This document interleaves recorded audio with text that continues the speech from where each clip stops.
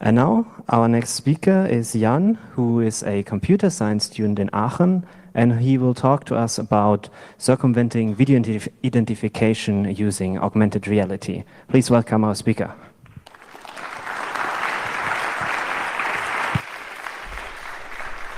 Hello. We are talking about video identification. So let's first find out what is video identification. Video identification is a process to identify a person remotely so that we know he is who he says he is. And this is done using a video chat, like on Skype. And especially this is done between a call center operator and a user. And example use cases are like if you open a bank account, purchase a loan, buy SIM cards or insurance. And in Germany, for some of these use cases, this is even required by law. And now I come to the story how I had the idea of this process, what I'm going to show you. I needed to create a bank account for me and my flatmates, and because I'm lazy, I did it online. And so I went to a bank, entered my information, and was greeted by a call center operator who also asked me for my information again to verify that that's me. And then, still happy, I was asked to present my ID card. And then we came to trouble because they wanted to see some watermarks on it. And I was on my laptop, and the lighting in my room was not perfect. So I had to unplug it, move around, do some dancing until they could see the watermarks. And in between, the Wi-Fi dropped, of course, so I had to do it twice. But in the end, I got it working, but I noticed, okay, this is not fun. I was annoyed and got thinking, okay, this stuff can really be faked somehow. This is not really secure, just checking my ID card using a webcam. This is not what it's made for. So I began tinkering around, and I'm going to show you what I found out. Now, back to the workflow of video identification. The German Institution for Financial Oversight gave out a letter with the exact workflow, what they have to ask and how. And they consider the identification successful if 3 watermarks are correctly identified on webcam screenshots, if the text is correct, if the text matches the personal information I gave on the form, and if the image on the card matches the person in the webcam feed. Additionally, I have to move a finger in front of the card, and I have to move my hands in front of my face. I'm not sure why. And the agent is supported by tools, meaning when he sees the watermark, he presses screenshots. That's why you have to hold the card for a few seconds in exactly the right position and angle, and takes screenshots for reference. So that's for video identification. What are we going to do now is I'll show you how we can fake this webcam footage, but only as a proof of concept, meaning no perfect results. You see some small errors, and I only show still images while I promise video footage works as well, but the lighting conditions have to be exactly right. And the workflow we'll go through is first we create fake ID card images like textures, templates, and then in the second part we use these textures to render the card realistically. And as I'm not allowed by law to create fake ID cards with real people, I have bought my stuffed animal here. This is Hank. It's an octopus.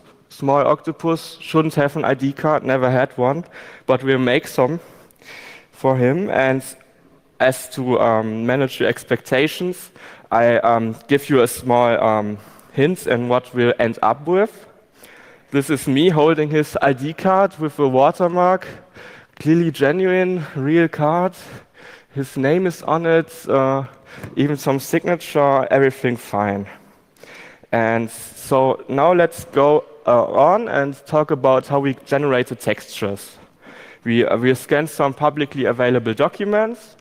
We find out how to remove the sample text, Erika Mustermann, and so on. We find out which fonts they used on the real documents. We will talk about the watermarks. We'll talk about how to generate our own watermarks. And then we'll talk about rendering the card. Okay, so there's a law called Personalausweisverordnung. And it, of course, contains some sample images, small on the page. But if you right-click it and press Save As, you get some high-res sample images for use. Awesome, without any watermarks, everything correct. We can work with that. Same for the backside. But now we don't have the watermarks, and if you scan your ID card, you have garbage, basically. This is not good. But the Bundesdruckerei, the company responsible for actually producing the ID cards, gave out a nice flyer with a list of all watermarks, visible and invisible ones. And now it's up to you. Guess what happens if you right-click on the sample image and press Save?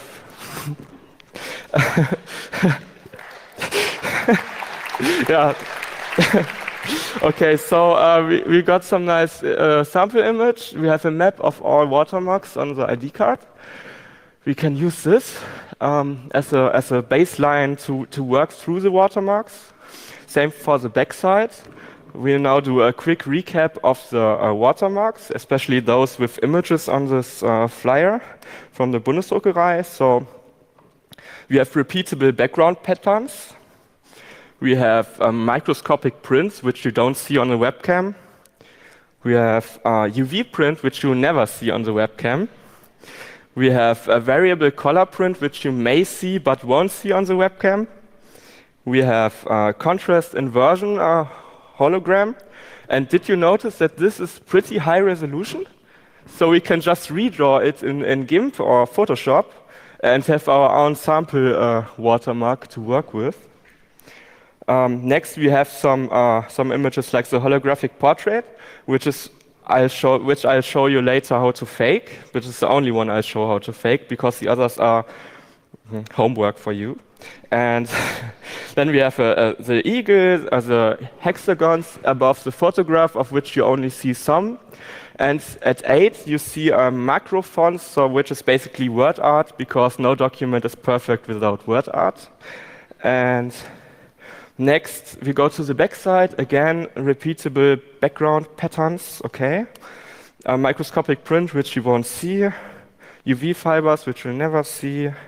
Okay, some embossing, I mean, like you can feel it, but the webcam can't feel, so you won't see it.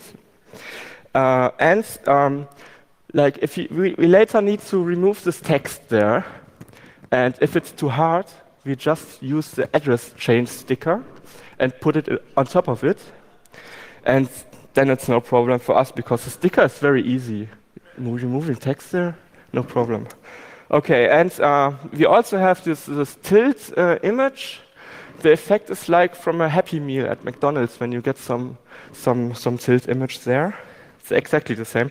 And and finally, the machine-readable area, but that's not really a security feature. Oh, and the security thread, personalize with your own text, but it's so small you don't see it in the webcam. Okay, so to sum it up, all security features, we remove those which you basically don't see on a webcam. And now we remove those that are basically already in the pictures I showed you, the sample images. And now we are left with seven security features of which we really need to take care of, because you can see them on a webcam, and they're dynamic when you tilt the card. They have to change somehow, and this is basically what we really need to fake the hard part. And to sum the security features up, only some features can be verified. UV light is not available for the video identification. And when we, the bad guys, want to do some video identification and want to fake it, we can, of course, enforce some low resolution. make bad image quality like compression artifacts, make the footage blurry, or make bad lighting conditions, or when we have some trouble, we can drop some frames, no problem, bad internet. So we are on the easy side of the webcam. Okay, now we have the sample textures, and we need to remove the text there. How hard could it be? Okay, we have repeatable patterns all over the ID card, which means we just use the clone stamp from Photoshop and clone all the text away completely. It's just this simple step, no magic involved. You just clone the sides, the stuff beside it, and draw over it. And in the end, you won't notice because text will be over there, and you can blur the stuff, and doesn't matter really. And I won't show you the real template because this is not legal for me. But this is basically the process. Normally, there would be shown Mustermann, but I removed the must there just to show that that's the way it works. Next, we need to identify the fonts actually used. And there are two fonts really important for us. And the first font is also used in a machine-readable area. It's standardized. You can look it up on Wikipedia. It's called OCRB, and it's used in all the areas marked in red. So we already have the fonts, and we can simply draw over it when we removed the sample text before. Good. Now we have another font which is used for the personal information. It's not the same if you look at the number 3. Do it at home. You can see that's different. It's not the same font. And okay, it's not documented. If you Google it, no chance. But there's a reverse font search engine. And if you take a good sample, crop it out of the image, put it into the search engine, you find a font called Sex Mono Regular. And this matches exactly the font they used on the ID card. And if you try to draw over the real ID card, you'll notice they changed some stuff. So they have customized this Sex Mono Regular font. For example, the spacing between the characters. But this is all stuff you don't see on the webcam, so who cares? And now we have the fonts, and now we talk about the watermarks. And if you look at this comparison, the blue area is what we'll fake, and the area on the left is the photo, the base photo.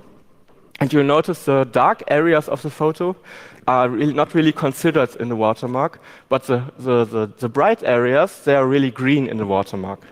So we know, okay, they maybe have a black-white image, where dark areas are not really considered in the watermark and the bright ones are. And we see those eagles on the left side of the watermark in the blue rectangle. And those are not considered in the watermark as well, so they must be black on their base texture. And this is what I've come up with. The eagles you can simply draw using GIMP. You have high-res a high-res image here, which you can use. So you draw the eagles and you generate your picture. That's basically about it for generating a watermark-based texture. And now we'll go on with how to implement the watermark actually. And it's very, very easy. I use the Phong lighting model. It's the first lighting model you learn in a computer graphics lecture. And the specular component, which basically tells if you have a blue cup of porcelain and you shine a light on it, the white parts are specular. And if the specular part is above a specific threshold, I basically fade in my watermark. And this is already this nice effect. I didn't have to do more. It's like 3 lines of code and you're done. Now I'll show you the base textures, which I generated for my stuffed animal here. On the left side, you don't really see that this is faked or that I changed, removed text beforehand, because this fine repeatable print is so small that's no issue for us. So to sum it up, information to build the sampled baseline texture templates is public. Information about the used fonts is public. The repeatable background patterns can be used with the clone stamp. And embedding high-resolution images in PDFs is maybe not a good idea for ID cards. But yeah, okay. And now we go on with actually rendering the ID card in a video stream. And there's 5 steps. We first have to detect it somehow. We have to create a dummy card, which we'll detect in the stream. Actually detect the cards, remove the skin if we move a finger in front of our fake card. And then we have to put everything together. This is the easy part, basically. So there's something called Aruco markers. It's like QR codes, which you can arrange on a piece of paper on a plane. And you can detect them individually. And if you know how the board is laid out, which marker is where, and you detect a few markers, you can calculate how the board is laid out on the image. And you can use this for getting the orientation. And if you take the image on the right, we have the pose. And if you want to render something in 3D over it, and we would just do it, it would look like the image on the left where the hand is missing. This is bad because we would fail the video identification. But if you detect the skin somehow in front of the board, you could not render over it, and this would look pretty realistic. And this is what we've done. Now I'll show you my fake ID cards, which I've made. Can we get the other camera, please? This is my first prototype made out of cardboard. Very simple. It has markers. It's like 1, 2, 3, 4. It's like numbers. Those markers are different. And if I change the side, those are different markers as well, so I can show the back side of my ID card later. And then I ordered a printed plastic card online, $10. And this is what I've worked with then. It's exactly the same size as the real ID card. Okay, now we can go back. Now we have our marker boards, and we can start really faking our video feed. So on the left, you can see the image we'll work with. On the right, you can see what the detection algorithm put out. So we have the pose. We know how, because I've made the card, I know how large the card is. And we can work with this to detect the skin in front of the card. This is the next important step because we don't want to render over the skin. So with this information on the top, you can see the skin as a card boundary mask, which basically tells me, okay, in this area of my source image, there is the card. And only inside this area, I start to try to detect skin. And I do this basically by looking at the colors, individual pixel colors, and checking if the color is within a specified range of a specific color space, which is good for detecting skin. After that, I blur my detection image and detect the contour of my finger, because if I would not do this, sometimes the finger would have holes in the skin mask, and my finger does not have holes, and this would not match reality. Okay, now we are basically also coming to the end, and this is the image composition pipeline. On the top left, we are starting with the source image. Then we're going down to the marker detection, so we know how the card is laid out in the image. And then we do 2 things with the known information of where the card is. First, we render it, how I've shown you in part 1. And then we'll create a card boundary mask to do then skin detection on the source image only within the card boundary mask. And then we put everything together. We take the source image and say, okay, write the rendered card over it, but only where there's no skin. And this is basically it. This is the process. And the final result, what you can see here is there's still some work to do. Like the card has some black border around it, but this is only a Photoshop issue. And you can see at my finger it's a bit fuzzy. This is also an issue. And in a video stream, this would like be fuzzy all the time. It would change its fuzziness and stuff like this. There's still some work to do. And the card looks too good because you would need to blur it or something, and you would need to add some more lighting effects. Also, the generated marker board is not perfect according to the paper which I've got it from. I need to order the markers differently. They are 1, 2, 3, but you want to order them so that they are different, the neighbors are different. Also, the skin detection does not work reliable in varying lighting conditions. Here at the Congress, I have not found good lighting conditions for creating a sample video. You need indirect light, so this light would be very bad, so a demo would not be possible. And I would need to implement more watermarks, the other 6. So in conclusion, video identification, the process of identifying a card with a webcam in between, is not really the way it was meant to be. Cards are not meant to be verified with a webcam in between. And with enough preparation, video identification can surely be bypassed, because for this, I only took 2 months of work in my spare time, and I'm really a normal student with no special knowledge in any of it. And I've noticed the general trend is you can't really trust any video at all. And that's for my talk. Thank you.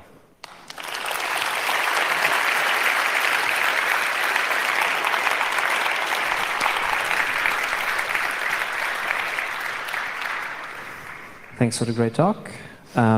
We have a lot of time for questions, so please line up at the microphones and ask away. Also, if you're on the stream, you know the drill. In the ISC or on Twitter, you should be able to ask questions. Mic number 2, please. That's you, yes. Okay. Hello, my name is Pavel. I really like your presentation. I have a question. Don't you plan to release, I don't know, like some kind of generator for these videos so everybody can use it? I think this would be illegal. For academic purposes, of course. Well, you have the blueprint. I think it would not be hard to build it yourself. It would take a week, maybe. So just hack away. I'm not stopping you. But it's also not your fault. Mic number 4, please. Did you ever use any community sourcing for the watermark sources, or did you do a lot of independent research? I didn't understand the question. When you were identifying your watermarks, you had like 1, 2, 3, all the way, numbered.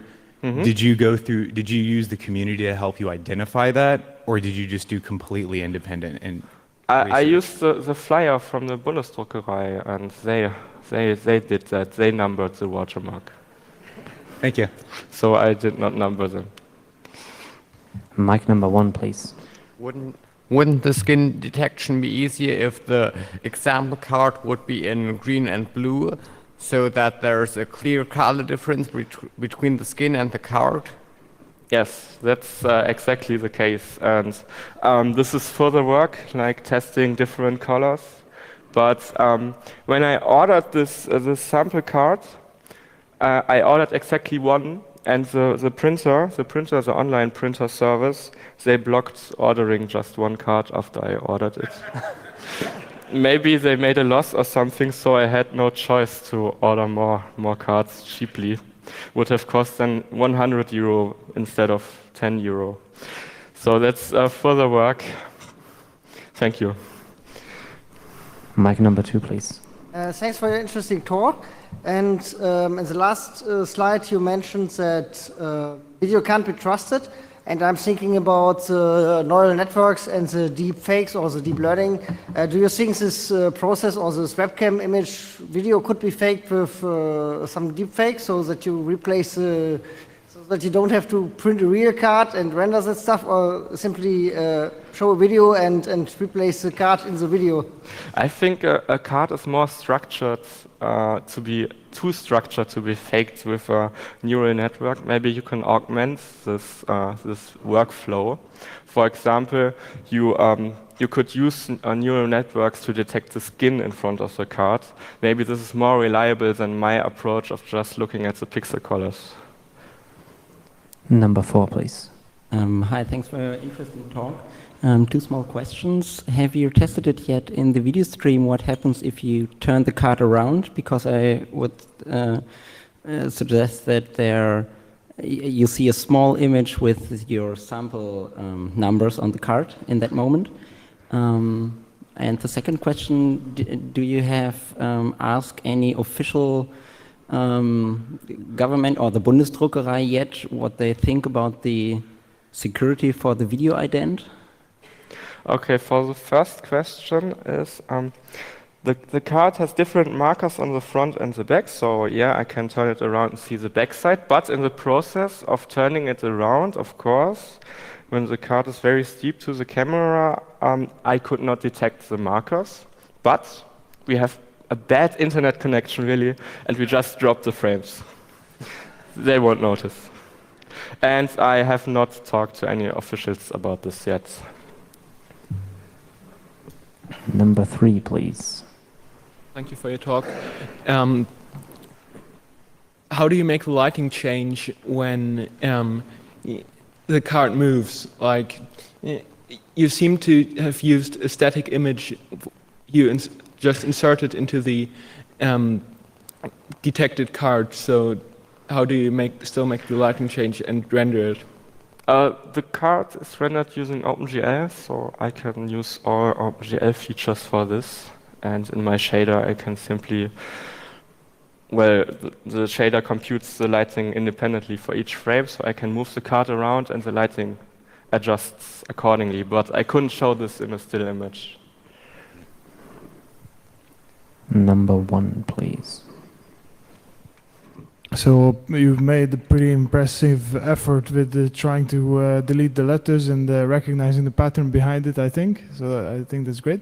But have you tried the existing tools, like even Adobe Acrobat does a very excellent job. Sometimes I'm surprised with the OCR and the text replacement. So no, I just did the manual approach because I saw, okay, works good. And it works reliably, and I only need to do it one time, so that was okay for me. Acrobat does an excellent job with the letter replacement in OCR. I would recommend you to take a look. The full version of Acrobat, yeah. Okay, thank you. Number 4, please. Hey, so when you actually do video verification, if you combine that with also checking with a third party, are you able to also generate valid identifiers and have them are you able to swap the photo out and then still fool people? Well, that depends on the third party they use for verification. Of course, we don't know what they use, so we could not fake this then. I also only used like a random identifier for the ID card, because I can't make them up reliably and correctly.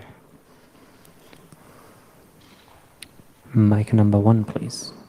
Have you made any kind of research how you can replace your live face too in the sample, so that you can, for instance, open a bank account as your mother or something like that?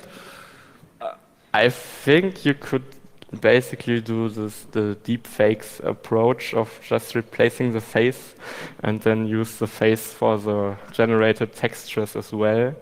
Or I thought about maybe using something like the Unreal Engine to replace the background and the person as well. It's reliable enough, and you can blur the image and stuff like this. So in future work, you could try this. You can make the image noisy, blurry, low resolution, and then you can also use a computer-generated person. Do we have any more questions? And also, does the internet have any questions? The internet has been uncharacteristically quiet. No? Okay. Number 1, please.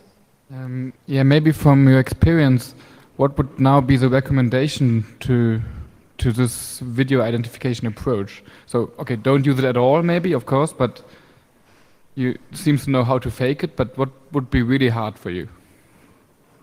Well, this is work of 2 months. So if you take a team of people who know what they're doing and let them work a year, they can make it perfect. And there's basically nothing in a webcam that would be really hard to fake. And my recommendation would be to use anything but video identification. Okay, please thank our speaker.